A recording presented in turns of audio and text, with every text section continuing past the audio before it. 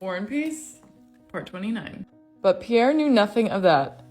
Entirely engrossed in what lay before him, he was suffering the anguish men suffer when they persist in undertaking a task impossible for them, not from its inherent difficulties, but from its incompatibility with their own nature. He was tortured by the dread that he would be weak at the decisive moment, and so would lose respect for himself. I love that quote. One, because I think Tolstoy is correct. Based on my life experience, not all of us are meant to do all the things, and the more you can do something that's in line with your nature, the better. But also because this whole scene with Pierre is really humorous.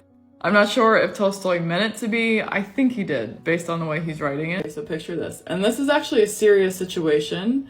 Moscow has just been abandoned. Pierre has decided to remain. Napoleon and the French are coming. I mean, they're already there. The soldiers are all up in Moscow, like, looting, etc.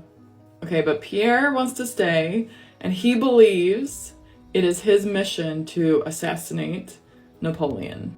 Pierre, who has no military experience, who has, like, zero self-discipline, zero know-how, like, he's just a very wealthy guy who eats a lot of food and drinks a lot of drink.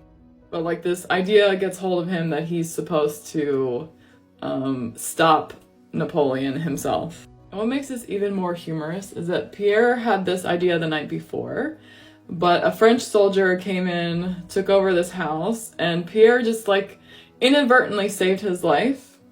That's a different story, but Pierre wanted to be mad at this Frenchman, but the Frenchman was so nice to Pierre and so grateful, and he started, like, giving him food and drink, and they ended up, like, talking the whole night together, and Pierre, like, hated himself, but he was, like, he couldn't help himself. He was enjoying the company and the food and the wine so much that he abandoned his plan to unalive Napoleon then, but, you know, now this morning he's gonna do it. So it's funny. The whole thing's funny.